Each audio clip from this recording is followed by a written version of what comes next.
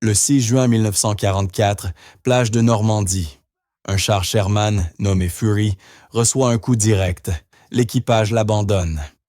La mission est finie, sauf pour un homme qui refuse de partir. Le sergent Curtis Cullen n'avait aucun diplôme d'ingénieur, aucune formation spéciale, juste une idée folle impliquant de la ferraille et un chalumeau de soudeur. Son officier commandant l'a traité de fou. Mais ce qu'il a construit en 48 heures allait changer toute l'invasion. Un char cassé, un mécanicien fou et une invention si simple, si brillante, qu'Eisenhower lui-même ordonna la fabrication de 5000 exemplaires. C'est l'histoire qu'on n'enseigne pas à l'école. L'histoire de la façon dont un sergent muni d'un chalumeau a sauvé le jour J. Resté jusqu'à la fin, ce qui se passa ensuite choqua tout le monde. Normandie, France, juin 1944. 6 jours après le débarquement et l'avance alliée étaient complètement bloqués. Pas à cause de chars allemands, pas à cause de l'artillerie, mais à cause des haies bocagères. Ce n'étaient pas les haies décoratives de votre jardin. Les haies du bocage normand étaient d'antiques barrières, d'épais murs de terre de pierre et de racines emmêlées, que les paysans avaient reconstruits pendant des siècles pour délimiter leurs propriétés. Certaines faisaient 4-5 mètres de haut et autant d'épaisseur. Les racines plongeaient à plus de 3 mètres. C'étaient des forteresses naturelles qui couvraient la Normandie comme un labyrinthe. Pour les équipages de chars américains, ces haies devinrent des pièges mortels. Chaque fois qu'un Sherman tentait de franchir une haie, son faible blindage ventral se retrouvait exposer la partie la plus vulnérable du véhicule. Des soldats allemands postés de l'autre côté, armés d'armes anti-chars, attendaient simplement au moment où le dessous du Sherman apparaissait. Ils tiraient. Un tir, une mort. Encore et encore. Le sergent Curtis Cullen, du 102e escadron de reconnaissance de cavalerie, vit ce cauchemar se dérouler quotidiennement. Il voyait des chars approcher, une haie se cabrer en tentant de la gravir, puis s'enflammer. Les équipages survivaient rarement. Ceux qui survivaient étaient traumatisés, brûlés, ou les deux. Les équipes médicales étaient débordées. La situation tactique était désespérée. Les planificateurs alliés s'attendaient à être maintenant à 30 milles à l'intérieur des terres, poussant vers Paris. À la place, ils étaient coincés dans un réseau dense de haies bocagères, avançant de quelques centaines de mètres par jour. Chaque champ était une bataille distincte. Chaque haie, un nouveau problème. Les Allemands n'avaient pas besoin de renforts massifs, ils devaient juste attendre derrière ces barrières naturelles et abattre les blindés américains dès qu'ils s'exposaient. Cullen n'était pas ingénieur. Il n'avait pas fait d'études universitaires. Avant la guerre, il était mécanicien dans le New Jersey, réparant voitures et camions, mais il comprenait les machines. Il comprenait les leviers et les forces. Et tandis qu'il regardait encore un Sherman brûler après avoir tenté de grimper une haie, quelque chose claqua dans sa tête. Le problème n'était pas les haies elles-mêmes, mais le fait que les chars essayaient de les franchir par le dessus plutôt que de passer au travers.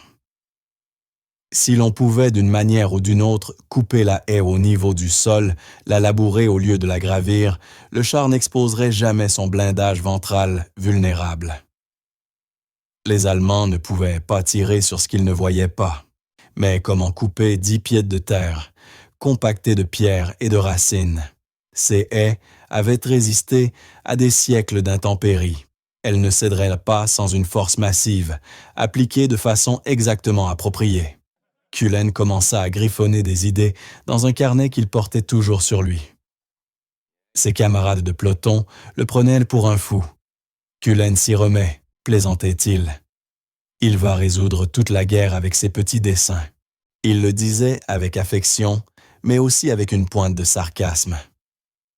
Beaucoup de gens brillants avaient étudié le problème des haies. Aucun n'avait trouvé la solution. Qu'est-ce qui faisait qu'un simple sergent pensait pouvoir faire mieux? Cullen ignora le scepticisme. Il avait appris depuis longtemps que l'on sous-estimait les mécaniciens. Parce que vous travaillez avec vos mains, on suppose que vous ne travaillez pas avec votre esprit. Mais tout bon mécanicien est un résolveur de problèmes. Chaque réparation est un casse-tête. On apprend à voir comment les choses fonctionnent, comment les forces interagissent, comment faire en sorte qu'une mécanique récalcitrante accomplisse ce qu'on attend d'elle. Les haies n'étaient qu'un autre type de mécanique obstinée. Il fallait les persuader, voilà tout. Et Cullen pensait savoir comment faire. Il lui fallait juste un char endommagé de la ferraille et la permission d'un officier assez fou pour le laisser essayer. Le sergent Cullen aborda son officier commandant, le capitaine Samuel Morrison, avec une proposition qui sonnait comme de la folie.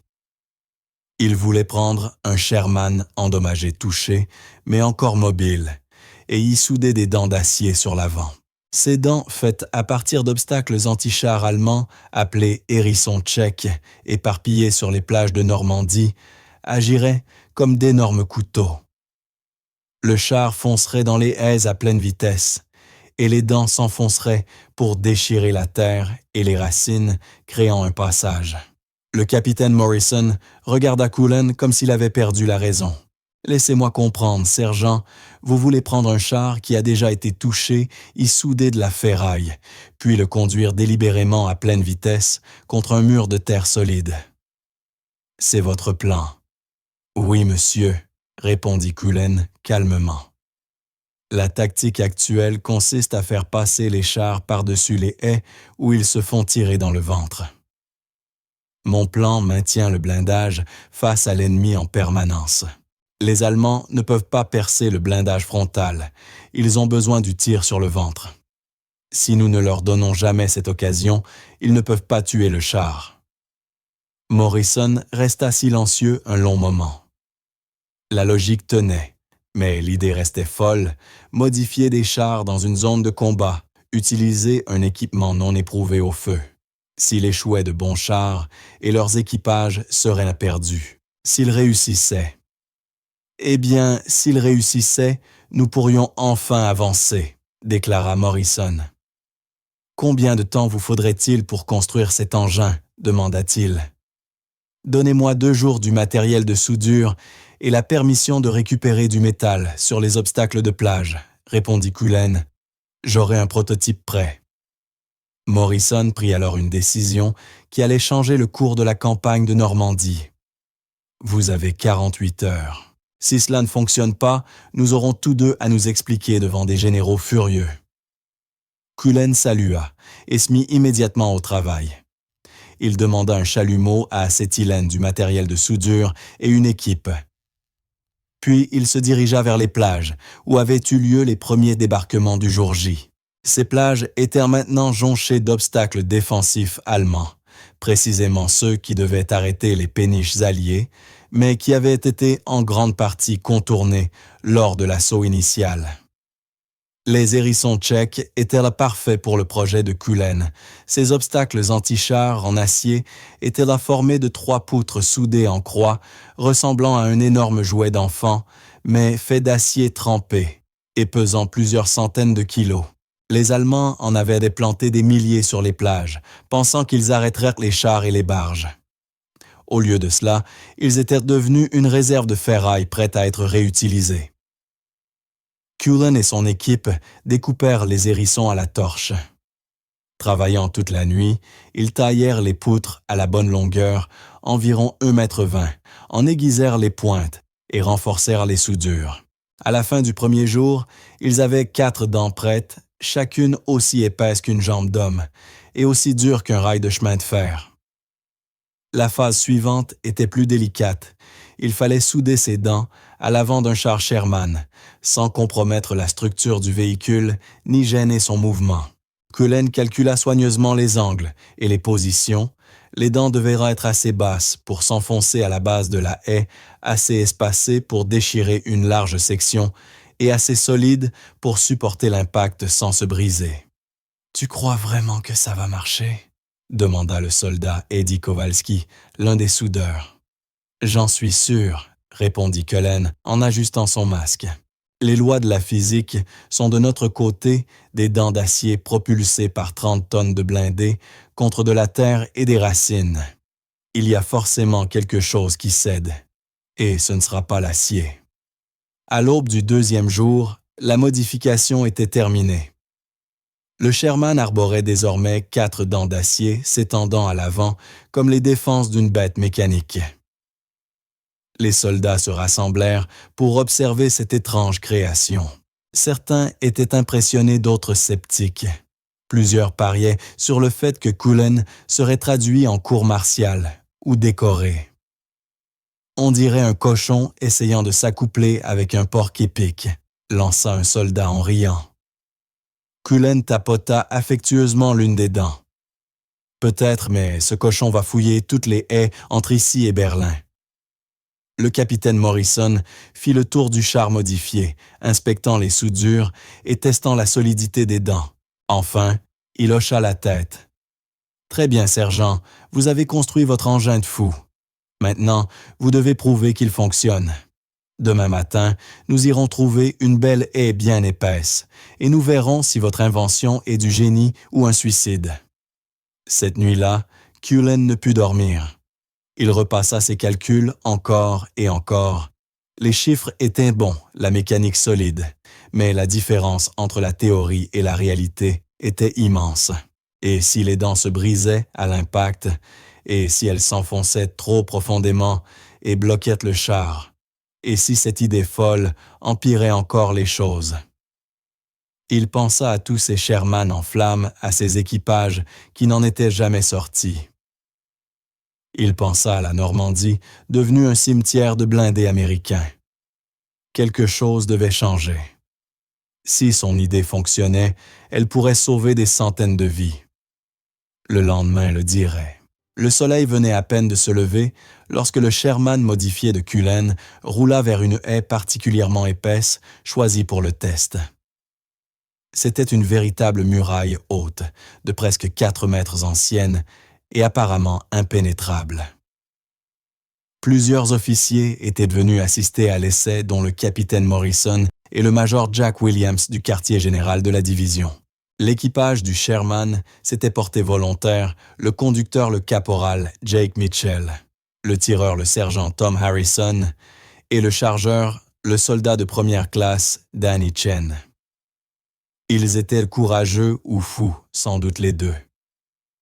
Alors qu'ils fermèrent les trappes et que le moteur grondait, le silence tomba sur les observateurs.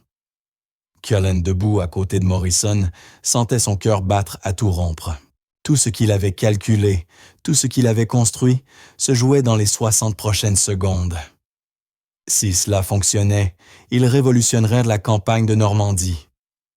Si cela échouait, de braves hommes mourraient, et ce serait sa faute. « Prêt ?» demanda Morrison. « Autant que possible, monsieur. » L'officier leva le bras, puis le laissa retomber le signal de départ. Le moteur du Sherman rugit plus fort, crachant de la fumée noire. Puis, prenant de la vitesse, il fonça droit sur la haie. 30 tonnes d'acier lancées contre un mur immobile. L'impact fut tonitruant. Le char entier trembla. La terre explosa autour des racines, craquèrent comme des coups de fusil. Un instant, le char sembla s'immobiliser, enfoncé dans la masse de la haie. Les soldats retinrent leur souffle. Puis, lentement, le Sherman recommença à avancer. Les dents d'acier faisaient leur œuvre. Elles s'enfonçaient profondément dans l'ouvrage de terre, créant un effet de levier, arrachant racines et pierres.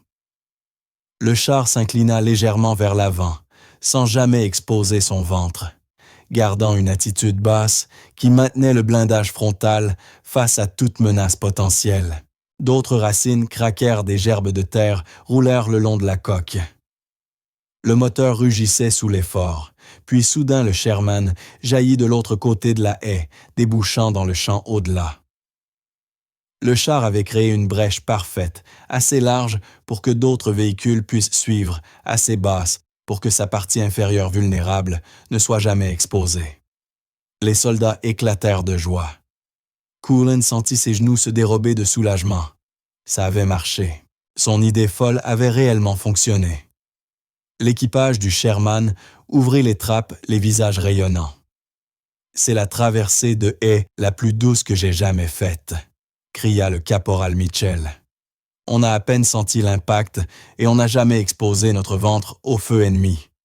Le major Williams s'approcha de Cullen, le visage grave. Sergent, combien de ces modifications pouvez-vous produire? Et à quelle vitesse? Monsieur, si j'obtiens assez de soudeur et un accès à d'autres hérissons tchèques. Mon équipe pourrait modifier 10 chars par jour, peut-être plus, si nous forçons un peu. Pas suffisant, dit le major, et le cœur de Cullen se serra avant que Williams ne sourit. Je vais vous trouver 50 soudeurs, et tout l'acier dont vous avez besoin. Je veux 100 chars modifiés d'ici la fin de la semaine. Et j'envoie un rapport immédiatement au général Bradley. Cette invention va tout changer. Le capitaine Morrison tapa Cullen dans le dos. Félicitations, sergent. Vous n'êtes plus le mécanicien fou, mais le mécanicien de génie qui vient de sauver la campagne de Normandie. Mais Cullen ne célébrait pas encore. Avec tout le respect, monsieur, un essai réussi ne prouve pas que ça marchera en combat réel. Nous devons le tester contre une position allemande sous le feu. C'est le seul moyen de savoir si c'est vraiment efficace. Morrison acquiesça sombre. Je m'en doutais. À 2000 d'ici, il y a un point fort allemand qui bloque notre progression depuis 3 jours. Le bataillon veut le prendre, mais toutes les approches sont barrées par des haies. Et chaque tentative s'est terminée en suicide. Si votre modification fonctionne là-bas sous le feu, elle fera taire tous les doutes. Quand partons-nous, monsieur? Demain à l'aube. Je vous assigne au char en tant que conseiller technique. Vous accompagnerez l'équipage de Mitchell. Si quelque chose ne va pas, vous devrez être là pour le constater et comprendre pourquoi. Cullen avala difficilement. Il espérait rester à l'arrière pour fabriquer d'autres modèles, mais Morrison avait raison. Il devait voir son invention en situation réelle. Ce n'est qu'alors qu'il saurait si le design devait être amélioré et s'il pouvait affirmer honnêtement qu'elle était prête pour la production de masse. Compris, monsieur. Je serai prêt. Cette nuit-là, Cullen vérifia et revérifia chaque soudure sur le Sherman modifié. Il resserra des boulons, inspecta les dents d'acier pour s'assurer qu'elles n'avaient pas subi de fissures après le test. Tout semblait solide, mais le combat était différent d'une expérimentation contrôlée. En guerre, rien ne se passait comme prévu. Le soldat Chen le trouva encore au travail à la lueur d'une lampe tempête. « Sergent, vous devriez vous reposer. Grosse journée demain. » Impossible de dormir, Chen. Trop de pensées. Vous avez peur? Cullen envisagea de mentir, puis choisit l'honnêteté. Terrifié. Ce truc fonctionne en théorie. Il a marché une fois, mais demain, des vies dépendront de mes calculs. Si j'ai fait une erreur, si j'ai raté un défaut... Alors, on croit que vous avez tout prévu, répondit simplement Chen. C'est vous qui avez construit cette chose. Vous la connaissez mieux que quiconque. Et demain, on va traverser ces haies et montrer aux Allemands qu'ils ne peuvent plus se cacher. Cullen aurait voulu partager la confiance de Chen, mais tout ce qu'il pouvait faire, c'était se préparer du mieux possible et espérer que son idée folle s'avérerait être un coup de génie. Le lendemain serait l'épreuve décisive. L'aube se leva sur la Normandie sous une bruine froide qui rendait tout gris et morne. Cullen grimpa dans le Sherman, prenant place dans la tourelle de commandement d'où il pouvait observer et conseiller l'équipage. Son estomac se tordait de nervosité. Le plan était simple. Leur char, désormais surnommé Rhinocéros, par l'équipage mènerait une petite colonne vers le point fortifié allemand. Ils utiliseraient le coupe-haie pour percer les obstacles qui avaient jusqu'ici arrêté toute avancée. L'infanterie suivrait de près, empruntant les brèches pour progresser sans être fauchée dans les zones de tir allemandes. « À vos postes », ordonna-t-on. Les moteurs grondèrent sur toute la ligne. Le rhinocéros frémit, et se mit en mouvement ses dents d'acier brillants sous la lumière humide de l'aube. Ils approchèrent la première haie. Au-delà, selon le renseignement, se trouvait un nid de mitrailleuses allemandes qui décimaient les fantassins américains depuis des jours. La tactique habituelle aurait été de grimper la haie, exposant le ventre du char à un Panzerfaust, une arme anti-char portative capable de percer le blindage comme du papier. « Doucement, dit Cullen dans l'interphone. Frappez-la sous un angle d'environ 20 degrés, ça aidera les dents à mordre. Reçu, sergent, répondit le caporal Mitchell en ajustant leur trajectoire. L'impact survint dans un fracas assourdissant. Terre et racines explosèrent autour d'eux. À l'intérieur, l'équipage fut projeté contre ses harnais, mais rien ne céda. Les dents tinrent bon. Le char poussa en avant, le moteur hurlant les chenilles, labourant le sol, arrachant des siècles de végétation enracinée. Et puis, ils passèrent surgissant de l'autre côté pour découvrir une équipe allemande de mitrailleurs stupéfaite, s'efforçant de reprendre ses armes. Le canon principal du Sherman tonna le premier un obus explosif qui anéantit la menace avant même que les Allemands n'aient pu réagir. « Ça marche !» cria Chen dans l'interphone. « Ça marche vraiment en combat. » Mais il n'y avait pas de temps pour se réjouir. D'autres haies les attendaient, et derrière chacune pouvait se cacher l'ennemi. Le rhinocéros poursuivit son avance traversant haie après haie. À chaque fois, les dents d'acier fonctionnaient à la perfection. À chaque percée, le char surgissait avant que les Allemands ne puissent déployer leurs armes anti-chars. L'infanterie qui suivait le rhinocéros exultait pour la première fois depuis le jour J. Ils pouvaient avancer sans être cloués au sol par les défenses du bocage. Ils se déversaient dans les brèches que le char ouvrait, nettoyant des positions allemandes, jusque-là jugées imprenables. Puis vint l'épreuve décisive. Le renseignement avait signalé la présence d'un char allemand Panther, un adversaire bien plus redoutable que de simples fantassins, postés derrière une haie particulièrement massive.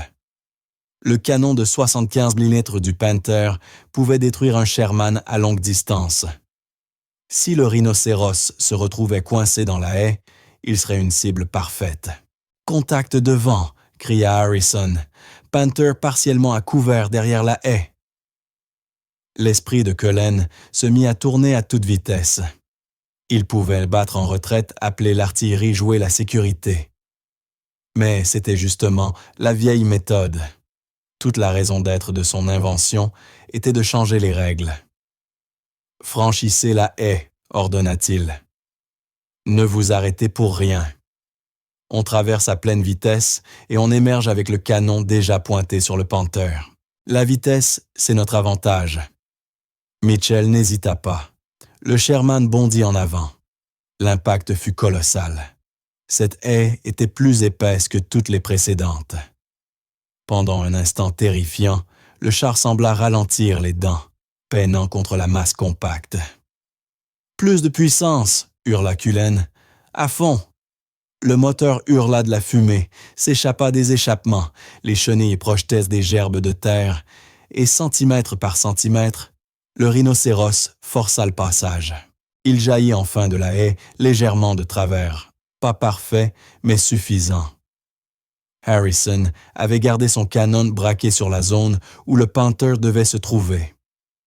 En sortant, il le vit, la tourelle allemande était encore en train de pivoter, surprise par cette apparition soudaine. Harrison tira le premier. L'obus perforant frappa le flanc du Panther, là où le blindage était plus mince, et le transperça. Le char allemand trembla, la fumée s'échappa de ses trappes. Son équipage évacua, et les mitrailleuses du rhinocéros les convainquirent de se rendre, plutôt que de continuer le combat. L'infanterie rattrapa le char et sécurisa les prisonniers. Un officier s'approcha du rhinocéros, le visage rayonnant.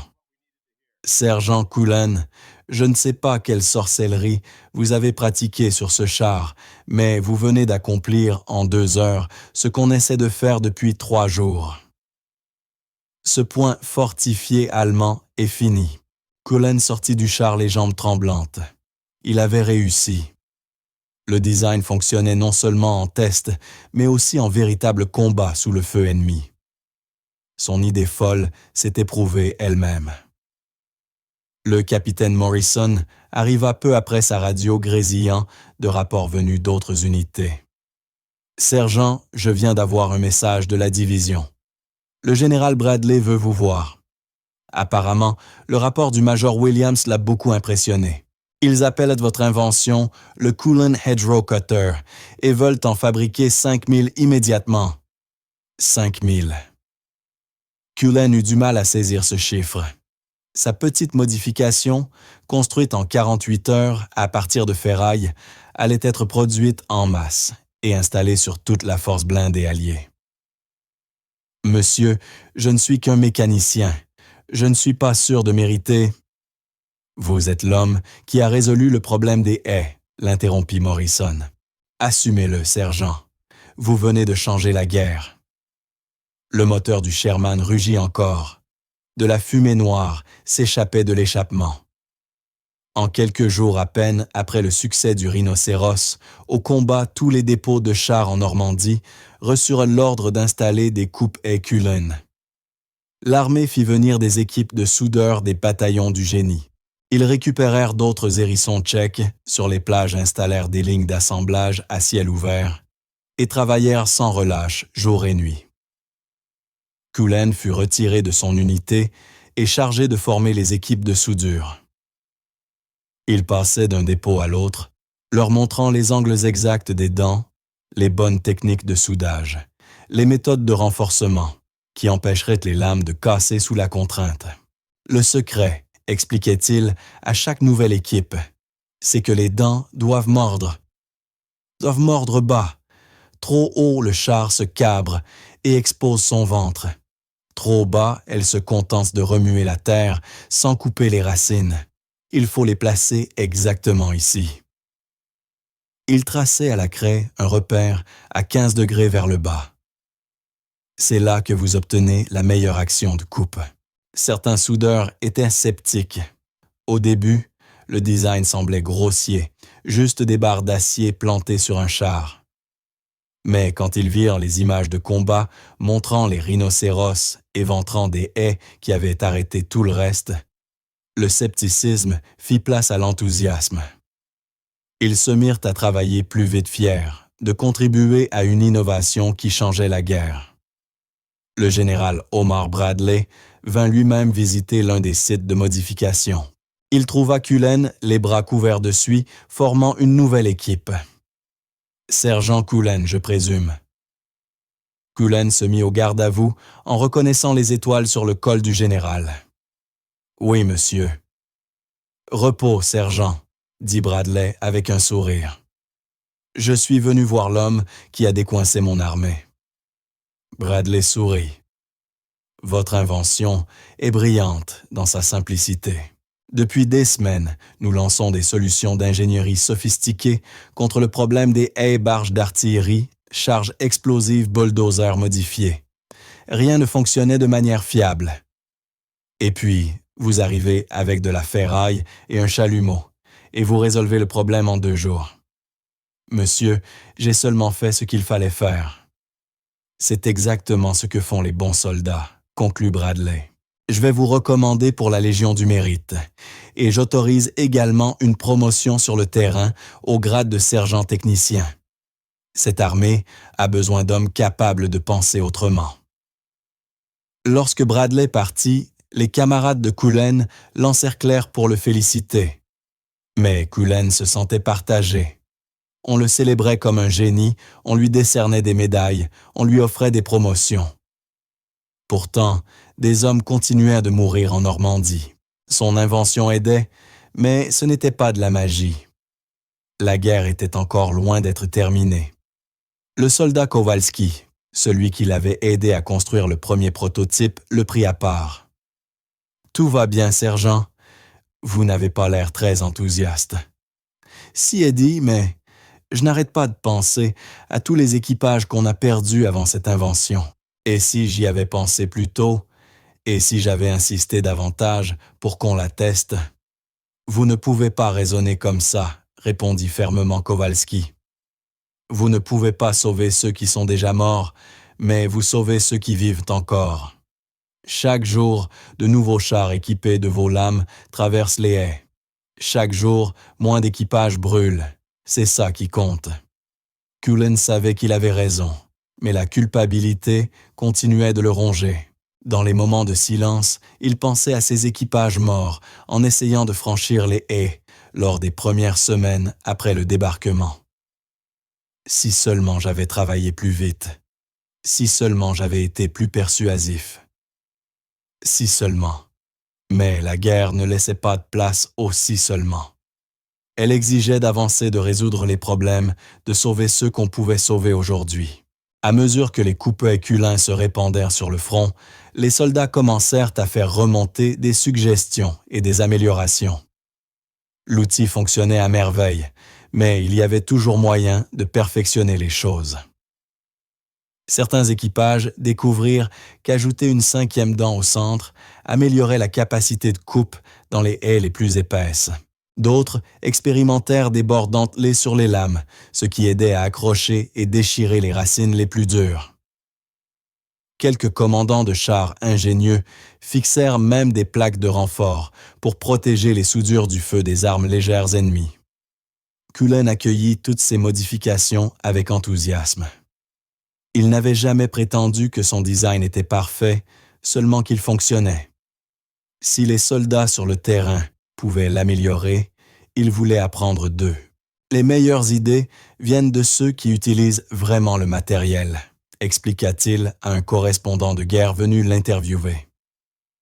J'ai conçu le principe de base, mais des dizaines d'équipages ont apporté des améliorations. Ce n'est plus seulement mon invention. Elle appartient à tous les soldats qui l'ont rendue meilleure. Une modification particulièrement ingénieuse venait d'un équipage de la 3e division blindée. Ils avaient remarqué que les lames se bouchaient parfois avec la terre et les racines, ce qui réduisait leur efficacité après plusieurs franchissements. Ils ajoutèrent alors un mécanisme simple, inspiré du matériel agricole, qui nettoyait automatiquement les dents à mesure que le char avançait. C'était un petit changement, mais il permettait désormais de traverser plusieurs haies successives sans s'arrêter pour dégager les coupes-haies manuellement. Cullen incorpora immédiatement cette amélioration dans sa formation pour les nouvelles installations. « Vous voyez ça, c'est du génie », disait-il aux équipes de soudeurs. Je n'avais jamais pensé au déblayage automatique. Un tankiste sur le terrain a vu le problème et l'a réglé. C'est comme ça que naît la bonne ingénierie par itération, et grâce à ceux qui utilisent réellement le produit. La réaction allemande au coupet fut révélatrice. D'abord, ils furent totalement déconcertés par la capacité soudaine des Alliés à franchir les haies. Des rapports capturés plus tard mentionnèrent leur confusion. Les blindés ennemis traversent désormais les haies sans exposer leurs zones vulnérables. Méthode inconnue. Quand ils comprirent enfin ce qui se passait, les Allemands tentèrent plusieurs contre-mesures. Renforcer les haies avec des mines, positionner des canons anti-chars sous des angles susceptibles de frapper les chars au moment du franchissement, ou même créer de fausses haies piégées avec des armes préinstallées. Mais aucune de ces tactiques ne fonctionna de manière constante. Le problème fondamental demeurait le coupe-haie culin, permettait aux chars d'avancer tout en gardant leur épais blindage frontal face à l'ennemi. Tant que les équipages suivaient les bonnes tactiques, les Allemands ne pouvaient pas contrer efficacement cette nouvelle capacité. En août 1944, alors que les forces alliées se dégagèrent de la Normandie et entamaient la course à travers la France, les coupets étaient redevenus un équipement standard. Les nouveaux Sherman, sortant des chaînes de production aux États-Unis, étaient désormais fabriqués avec des points d'attache pour ces dispositifs déjà soudés d'origine. La modification de terrain était devenue un élément officiel du design des chars. Cullen avait littéralement changé la manière dont on construisait les blindés. Et à mesure que les Alliés progressaient dans les plaines ouvertes de la France intérieure, les coupets servirent de moins en moins à leur usage initial. Mais les tankistes découvrirent vite qu'ils avaient d'autres fonctions insoupçonnées. Dans les combats urbains, les dents d'acier se révélèrent excellentes pour enfoncer les murs de briques et les barricades de bois. Les équipages de chars les utilisèrent pour enfoncer des bâtiments où des tireurs d'élite allemands s'étaient retranchés. L'effet psychologique fut dévastateur. Le bruit d'un char de 30 tonnes traversant un mur suffisait à convaincre de nombreux défenseurs allemands de se rendre plutôt que de combattre. Lors des franchissements de rivières, les équipages découvrirent que les coupe-haies offraient une traction supplémentaire. Lorsque les chars devaient grimper sur des berges boueuses, les dents s'enfonçaient dans le sol glissant, empêchant le véhicule de reculer au moment critique. En hiver, ces dispositifs aidaient à repousser les congères qui auraient autrement immobilisé les blindés. Ils agissaient comme d'immenses chasse-neige, dégageant la voie pour les troupes et véhicules qui suivaient. Sulen, désormais, adjudant-chef et rattaché à une équipe d'évaluation du génie, parcourait différentes unités pour étudier ces usages ingénieux. Il prenait des notes détaillées, dessinait les modifications et recommandait des améliorations de conception basées sur les observations de terrain. « Je n'aurais jamais imaginé que mes coupe-haies serviraient à tout ça », écrivit-il dans une lettre à sa famille. « Je voulais juste traverser les haies normandes, mais les soldats sont créatifs. Ils utilisent n'importe quel outil pour ce qui leur est utile. Mes coupe-haies sont devenus des instruments polyvalents du champ de bataille. L'utilisation la plus inattendue eut lieu durant la bataille des Ardennes, en décembre 1944. Les forces allemandes, lançant leur dernière grande offensive, avaient dressé d'immenses barrages routiers à l'aide d'arbres abattus pour ralentir la contre-attaque alliée.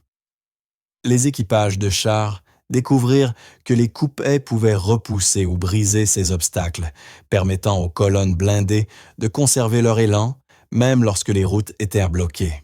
Un rapport d'après-combat décrivit comment un équipage de Sherman avait littéralement utilisé son coupe-haies pour pousser un char allemand hors d'usage, bloquant une route étroite, libérant ainsi le passage pour toute une colonne américaine. Les dents du coupe-haies se sont accrochées sous les jupes du char allemand. Avec quelques efforts, notre Sherman a pu déplacer l'obstacle. Cette utilisation non conventionnelle du dispositif a évité un retard de plusieurs heures, susceptible de compromettre nos objectifs tactiques. Cullen trouva cette histoire particulièrement amusante. « J'ai fabriqué un outil pour couper des buissons, disait-il, et maintenant ils s'en servent pour déplacer des panzers. La guerre rend créatif, j'imagine. » Mais toutes les nouvelles n'étaient pas positives. Certains chars subirent des pannes lorsqu'on poussa le dispositif au-delà de ses limites. Les dents se brisaient quand on tentait de franchir des obstacles en béton armé. Les soudures cédaient lorsque les équipages essayaient de soulever des objets lourds. Il y eut même des cas de tyramie, d'autres unités, ne reconnaissant pas sous une mauvaise visibilité la silhouette particulière des chars modifiés et les prenant pour des véhicules ennemis. Cullen travailla alors avec les ingénieurs de l'armée pour mettre au point de meilleurs manuels d'instruction. Le coupe-haies est un outil, pas une magie, insistait-il pendant les séances de formation. Il a ses limites. Mal utilisé, il se brise ou provoque des pertes. Bien utilisé, il vous sauve la vie et accomplit la mission. Au début de 1945, tandis que les forces alliées pénétraient en Allemagne, même le coupe-haies Coulin était devenu un équipement si courant que les jeunes tankistes avaient du mal à imaginer une époque où les Sherman n'en étaient pas dotés. L'innovation s'était normalisée, intégrée à la doctrine et aux tactiques. Pour Cullen, c'était à la fois gratifiant et mélancolique. Son invention avait dépassé ses rêves les plus fous, mais son succès signifiait aussi que les gens oubliaient qu'il y avait eu un problème. Les coupe-haies faisaient désormais simplement partie du char banal évident. « C'est comme ça qu'on sait qu'une idée a vraiment fonctionné », lui dit le capitaine Morrison. « Quand les gens ne peuvent plus imaginer qu'il en ait été autrement. Vous n'avez pas seulement résolu un problème Cullen, vous l'avez fait disparaître au point que plus personne ne se souvient qu'il existait. » Cependant, tout n'était pas parfait dans l'histoire du succès du Coupe-Haie. Il y eut des coûts et des conséquences auxquels Cullen n'avait pas pensé. Le premier coup fut humain. Maintenant que les chars pouvaient franchir rapidement les haies, les commandants d'infanterie employèrent les blindés de manière plus agressive. Certaines attaques qui avant auraient été retardées ou annulées furent lancées avec la conviction que les chars surmonteraient tous les obstacles. Cela conduisit à des pertes que plus de prudence aurait peut-être évitées. Cullen luttait avec cette culpabilité. Ai-je donné au commandant un outil qui les a rendus trop confiants? Demanda-t-il un jour au chapelain Thomas O'Brien lors d'un rare moment de réflexion. Vous leur avez donné un outil qui a sauvé des vies, répondit doucement le prêtre. Ce qu'ils ont choisi d'en faire les décisions tactiques qu'ils ont prises, cela leur appartient pas à vous. Vous ne pouvez pas contrôler comment les gens utilisent ce que vous créez. Vous pouvez seulement essayer de concevoir des choses qui font plus de bien que de mal. Il y avait aussi la question des défenseurs allemands. Les Coupe-Haie avaient sans aucun doute raccourci la campagne de Normandie, sauvant d'innombrables vies alliées. Mais cela signifiait aussi que des soldats allemands, qui auraient peut-être survécu à une progression plus lente, furent tués dans l'offensive accélérée que ces dispositifs avaient rendu possible. Cullen comprenait intellectuellement que c'était la guerre, le but était de vaincre l'ennemi. Mais émotionnellement, c'était plus difficile à accepter. « J'ai tué des gens que je n'ai jamais vus », confia-t-il un soir à Kowalski. « Pas directement, mais mon invention a placé des chars dans des positions où ils pouvaient tuer plus efficacement. Et on me décore pour ça. Des médailles pour avoir rendu la mort plus efficace. C'est troublant quelque part. » Kowalski resta silencieux un moment.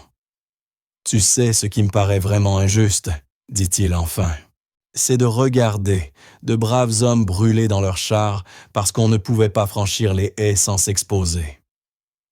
Tu as mis fin à ça. Oui, ton invention a tué des Allemands. C'est une modification d'armes, c'est son but. Mais elle a aussi sauvé des Américains. Plus important encore, elle a raccourci la guerre. Chaque jour de guerre en moins, ce sont des vies épargnées. Américaines, allemandes, françaises, prises entre deux feux. Ton invention a aidé à y mettre fin plus vite. Et ça sauve des vies de tous côtés, même si tu ne le ressens pas ainsi. » Cullen voulait y croire. Il devait y croire. Mais le calcul moral de la guerre n'était jamais simple. Il y eut aussi un coût pratique que personne n'avait anticipé, la tension logistique. L'avance rapide des Alliés rendue possible par les Coupe-Haie fit que les lignes de ravitaillement ne purent pas toujours suivre. Le carburant, les munitions et les pièces de rechange devaient être acheminés en urgence vers des unités qui se retrouvaient soudain à des kilomètres en avance sur les prévisions des planificateurs. Certaines unités tombèrent à court de ravitaillement et durent s'arrêter, créant des vulnérabilités tactiques. Cullen se retrouva à participer à des réunions avec les officiers de logistique, expliquant que le succès de son invention avait généré de nouveaux problèmes à résoudre. « Je vous ai donné un outil qui rend les chars plus efficaces, » disait-il. « À vous de trouver maintenant comment les approvisionner quand ils avancent plus vite que prévu. » C'était une position étrange, un simple sergent donnant des conseils stratégiques à des officiers. Mais son rôle d'inventeur lui conférait une légitimité, et on l'écoutait. L'armée s'adapta, développant de nouvelles méthodes de logistique et de ravitaillement, pour suivre le rythme opérationnel accéléré qu'avaient rendu possible les Coupe-Haie. Le coup le plus inattendu fut peut-être psychologique. Cullen se retrouva célèbre dans l'armée, surnommé le mécanicien de génie, qui avait résolu l'impossible. Les soldats venaient lui demander des autographes. Les officiers voulaient sa présence aux réunions. Les correspondants de guerre réclamaient des interviews. Il détestait ça. « Je ne suis pas à l'aise avec tout ça », confia-t-il à Morrison. « Je ne suis qu'un gars qui a eu une idée. Je n'ai pas pris d'assaut une plage ni chargé un nid de mitrailleuses. J'ai juste soudé du métal sur un char. Pourquoi est-ce qu'on me traite comme un héros alors que les vrais meurent chaque jour? Morrison comprit. Tu es mal à l'aise parce que tu es modeste. Et c'est admirable. Mais écoute bien ces soldats qui chargent les mitrailleuses, ce sont des héros pour leur courage. Toi, tu en es un pour ton intelligence. Les deux formes de courage sont nécessaires pour gagner une guerre. Accepte-le, sergent. Tu l'as mérité. Cullen finit par accepter les honneurs à contre-cœur sans jamais s'y sentir à sa place. Dans son esprit, il restait ce mécanicien du New Jersey qui avait simplement trouvé le moyen de couper des buissons. L'Allemagne capitula le 8 mai 1945. La guerre en Europe était terminée. Cullen se tenait avec son unité dans une petite ville allemande, regardant les soldats célébrer. Il y avait de la joie, du soulagement, de l'épuisement des émotions trop complexes pour être nommées. Les Coupes-haies avaient joué leur rôle dans la victoire. Selon la plupart des estimations, ils avaient raccourci la campagne de Normandie de plusieurs semaines, peut-être de plusieurs mois. Cette accélération avait eu un effet domino, avance plus rapide à travers la France. Libération plus prompte de Paris, franchissement anticipé du Rhin, arrivée plus tôt à Berlin. Chaque jour gagné signifiait des vies sauvées, des ressources préservées, des souffrances réduites. Les citations officielles reconnaissaient que le Coupe-haies Cullen avait contribué matériellement à la réussite de la campagne de Normandie et des opérations suivantes. Dans le théâtre européen, le général Eisenhower lui-même le qualifia d'une des innovations tactiques les plus importantes de la guerre. Cullen reçut la Légion du Mérite, la Bronze Star et une citation signée par le commandant suprême allié.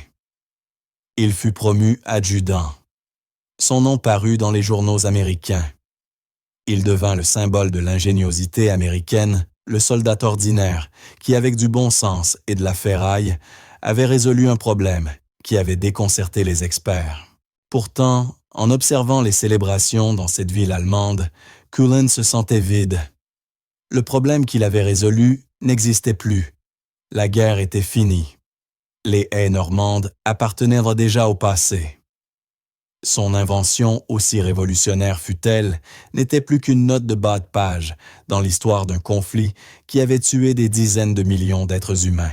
« Tu penses trop encore » dit Kowalski, en apparaissant à côté de lui, 2 bouteilles de bière allemande à la main. « Je réfléchis, c'est tout » répondit Cullen en prenant la sienne.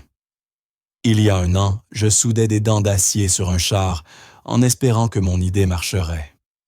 Maintenant, la guerre est finie et j'essaie de comprendre ce que tout cela voulait dire.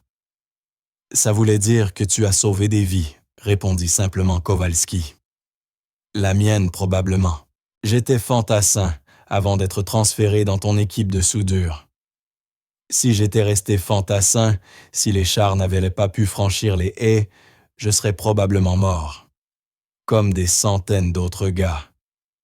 Ton invention a compté, sergent. N'en doute jamais. Ils burent en silence, regardant le soleil se coucher sur une Allemagne en ruine. Cullen pensa à toutes les décisions qui avaient le conduit à cet instant, s'il avait écarté son idée comme trop simple, si Morrison avait refusé de lui donner sa chance, si le premier test avait échoué, si l'épreuve du feu avait tourné au désastre. Un seul de ces moments aurait pu tout changer. « Tu sais ce qui est étrange » dit Cullen après un long silence. « Je n'arrête pas de penser aux tankistes allemands. » Ils étaient assis derrière les haies, persuadés d'être en sécurité. Puis soudain des chars américains surgissaient à travers ces barrières censées être infranchissables. Qu'est-ce que ça devait faire, se demanda Cullen, de voir les règles de la guerre changer du jour au lendemain. Probablement ce que ça fait de perdre, répondit Kowalski. Ce qu'il méritait, après tout, pour avoir déclenché tout ce chaos. Cullen acquiesça, mais ne parvint pas à chasser la pensée. La guerre était pleine d'innovations, chaque camp cherchant sans cesse à prendre l'avantage, à surprendre l'autre, à changer les règles. Son Coupe-haies n'en était qu'un exemple parmi tant d'autres radars, fusées de proximité blindage, améliorées tactiques perfectionnées. Chaque invention rendait obsolètes des positions défensives jadis imprenables, réduisant à néant des préparations minutieuses.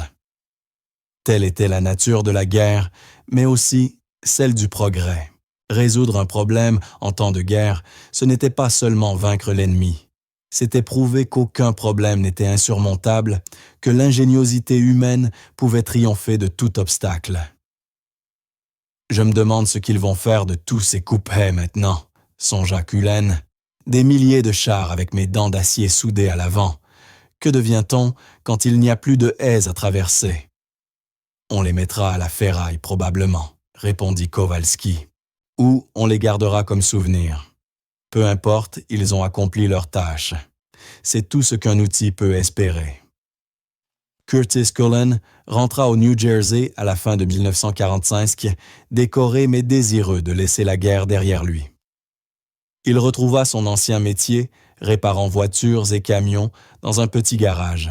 Les talents qui avaient fait de lui un innovateur sur le champ de bataille lui servirent bien en temps de paix. Il comprenait les machines, savait résoudre les problèmes et voyait des solutions là où d'autres n'en voyaient pas. Mais il parlait rarement du coupe-haies. Quand des clients ou des amis lui demandèrent ses souvenirs de guerre, il éludait « J'étais mécanicien, je réparais des chars, rien de palpitant ». Il ne mentionnait ni les médailles, ni les innovations, ni le fait que son invention avait changé le cours de la campagne de Normandie. Sa femme Margaret lui demanda un jour pourquoi il évitait le sujet. « Tu es un vrai héros, dit-elle. Tu devrais en être fier. »« Je suis fier de ce que j'ai fait, » répondit-il doucement. « Mais pas de ce pourquoi c'était fait. J'ai créé un outil qui a aidé à tuer des gens. Il a sauvé des vies américaines, c'est vrai, et c'est important, mais ça restait un instrument de destruction. Aujourd'hui, je préfère réparer les choses, pas repenser à la manière dont j'ai contribué à en briser d'autres. » Au fil des décennies, les historiens militaires reconnurent progressivement l'importance du Cullen Hedgerow Cutter. On en parla dans les livres sur la campagne de Normandie, dans les documentaires sur les innovations du front, dans les manuels d'instruction militaire, comme exemple d'ingénierie de terrain ingénieuse. Mais Cullen lui-même resta largement inconnu du grand public. En 1984, 40 ans après le débarquement, un jeune historien nommé David Carter retrouva Cullen âgé de 73 ans et retraité depuis longtemps. Carter préparait un ouvrage sur les innovations tactiques de la Seconde Guerre mondiale et voulait interviewer l'inventeur du coupe-haies. « Monsieur Cullen, comprenez-vous à quel point votre invention a été importante ?» demanda-t-il pendant l'entretien. Les analystes militaires estiment qu'elle a raccourci la campagne de Normandie de plusieurs semaines, sauvé des milliers de vies, transformé la doctrine des blindés. Et tout cela vient de vous, un simple sergent sans diplôme d'ingénieur, en seulement 48 heures. Cullen resta silencieux un long moment, avant de répondre d'une voix calme, que Carter retranscrirait mot pour mot dans son livre, comme la parfaite définition de l'ingéniosité américaine. Je n'étais pas spécial. J'étais juste un type qui comprenait les machines et qui a vu un problème à résoudre. Ce qui était spécial, c'est que l'armée m'a laissé essayer. Combien d'autres bonnes idées ont été écartées parce qu'elles venaient de la mauvaise personne? Combien de problèmes sont restés sans solution parce que quelqu'un a dit « ce n'est pas comme ça qu'on fait les choses ». J'ai eu de la chance. Mon idée folle a été testée, mais je parie qu'il y a eu 100 autres gars avec des idées tout aussi bonnes qu'on n'a jamais écoutées.